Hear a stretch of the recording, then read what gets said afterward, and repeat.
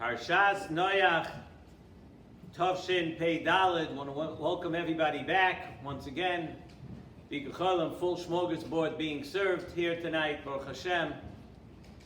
So when we want to say something about Parshas Noach, and we're now entering our 15th year of the Shir, so we always try to look something a little bit different. But Parshas Noach is one of those parshas which we mention every year, that the idea of learning something a little bit deeper in Parshas Noach is that most of us have the picture of the Mabul in our mind from when we were in first grade, and it really hasn't changed.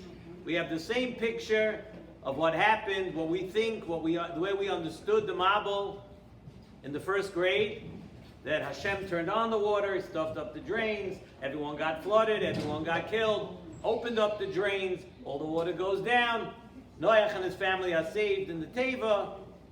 However, if you look at starting with a little bit with Rashi, looking at the Mefarshim, looking at the Chazal, on this week's Parsha, we find that the Mabul was much deeper, no pun intended, but the Mabul was much deeper than you see on the surface.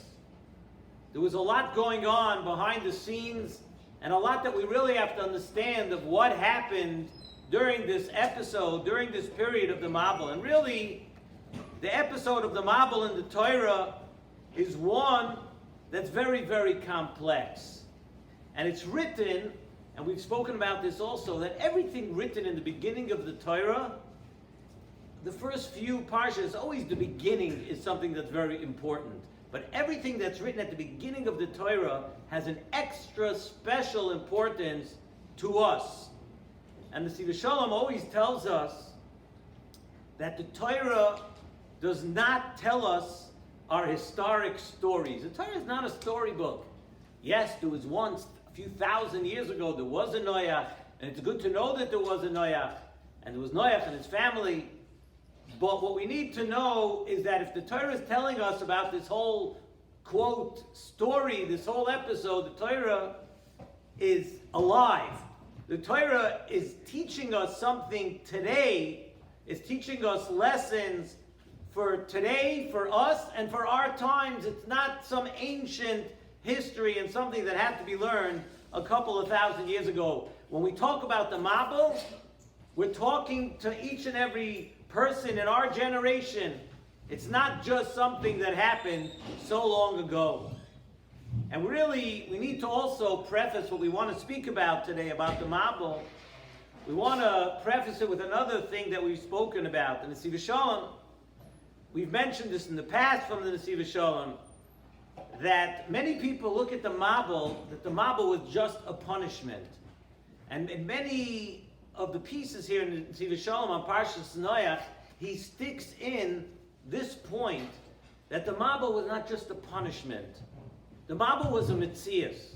There was so much bad in the world, and when there is so much bad in the world, then destruction has to be. The world cannot hold up when there's a lot of corruption, when there's a lot of negative things going on, and that's the way the world works. The world stands on people learning Torah, doing chesed, doing the right thing. And that actually physically, when you do something right, when you learn something, when you do chesed, when you are doing mitzvahs, you're holding up the world, not just spiritually, you're literally holding up the world physically. And when it came to the Dor Mabul, the corruption was so bad. There was such a low level of corruption that the world simply could not stand anymore. The world could not exist. As the Pasuk says, Vayara Elokim es haaretz v'hinei nishchasa. Kadosh Baruch Hu saw the Aretz, he saw the earth, that was corrupt. And once it was corrupt, that was the end. The world could not exist if it was corrupt. And it couldn't continue any longer. But with all the description and all the elaboration that we see in the Torah about what was wrong and what went wrong during the Dor Mabul, there's another lesson that really we're going to talk about tonight aside from what was wrong and what went wrong, the Torah also comes in our parsha and tells us how to avoid it. It tells us the tikkun for such a matzav, that when things are bad, and things are so bad, there's a remedy. There's a way to go about your life. There's something to do, and you can do something about it. And that's the lesson that we want to talk about tonight. And that lesson really is Nesivos Noach.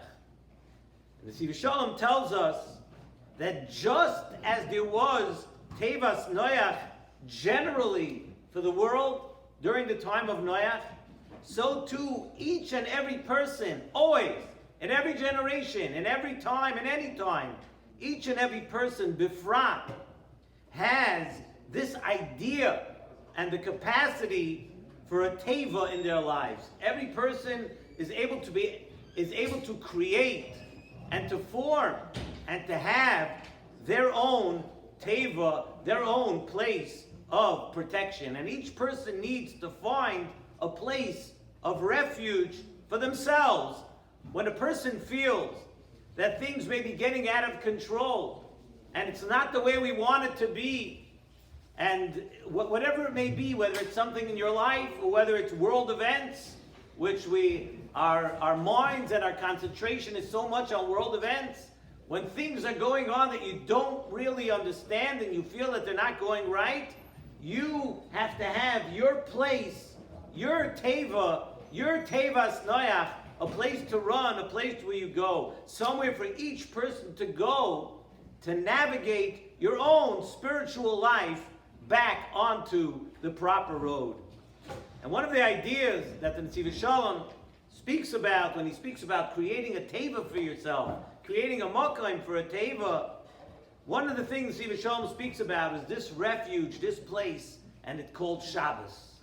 That every person has a place to run after 6 days of the rat race, after 6 days of whatever news you're watching and whatever's going on in your life. You have a Shabbos, and through Shabbos, every person has the koyach to extricate themselves from any matzav. Wherever you are in your life, Shabbos is the place where you could go, where you could run, where it's a place of protection for each and every person. As Chazal tell us, Chazal say, Kol HaShomer Shabbos K'ilchasa. Any person who keeps Shabbos the way he should, K'ilchasa, Afilu Avad Avodah Zarah, Kedor Enosh. Even if a person is Avad Avodah Zarah, Kedor Enosh, as we know, they were pretty bad. Moichelin like. You have a kapara. If you keep Shabbos, what's that Maimer Chazal telling us? It's not telling us that you should do Averis and try to keep Shabbos. That's not what we're saying. We're saying that if you find a place where you feel like you're out of control, you're in a place in your life where you're not being Oved Hashem the way you want to be. It's hard. It's difficult. I'm having a hard time. You can run to this place called Shabbos. Shabbos is a Nesivos Noach that protects a person from the Mei Mabel, from the things that are going on in the world, from the things that are going on outside. Shabbos is something that could protect every person from whatever you feel may be going on negatively in your life. You can go to Shabbos. Shabbos is, as the Nesivos Shalom says always, B'tzel Kenafecha Yechesoyon. It's the protection. Person's under the wings, Kaviyachol, of HaKadosh Baruch Hu. B'tzel Kenafecha Yechesoyon. We say it in the Zmiras on Friday night. We don't say it, we sing it hopefully. But some people say it, some people sing it. But B'tzel Kenafecha Yechesoyon. The protection of Shabbos. Shabbos is the root of and the ultimate connection between HaKadosh Baruch Hu and Klal Yisrael. As we've also mentioned, Shabbos, the Yisoid of Emunah. Shabbos is the basis of all Emunah, and the more Emunah that a Yid has, the more a person works in their Emunah. The more Emunah you have, the more you are connected to Shabbos. There are different levels, there's different levels of Shmira Shabbos. There's some people who just keep Shabbos. They have a Shmira Shabbos of being Nizar from the Isser Malachos. What does Shabbos mean to some people? Shabbos means you can't turn on the light, can't drive the car, can't carry haitzah, you can't carry things outside. So that's, you ask somebody, what does Shabbos mean to you? Level 1, a lot of people say, Shabbos is about I can't do this, I can't do that, I can't walk out. That's one level of Shabbos. Then there's a higher madrega of Shabbos, where we say, Shaloi Yehei Diburcha Shel Shabbos Ki Diburcha Shel Cho. Then not only do you keep the loisases of Shabbos, not only aren't you over on malachas of Shabbos, but you talk differently on Shabbos. It's a much, now this person's already feeling Shabbos. This person already knows what Shabbos is all about. He doesn't talk on Shabbos, he doesn't talk loud, he doesn't speak the language that he speaks during the week, he doesn't speak about the things that he speaks during the week. He realizes on Shabbos that we talk differently. We talk differently to one to the other. Even Diburcha, even our davening, HaKadosh Baruch Hu, is different on Shabbos. So that's a step up from just not doing the malachas on Shabbos. And then, the Nesivos Shalom tells us is an even higher madrega of being Shomer Shabbos. And that's being Shomer Shabbos in your machshava also. Where a person is trying to reach the Ora Shabbos and the sweetness of Shabbos. In order to feel the sweetness of Shabbos, we need to change our mindset. Shabbos is not a burden.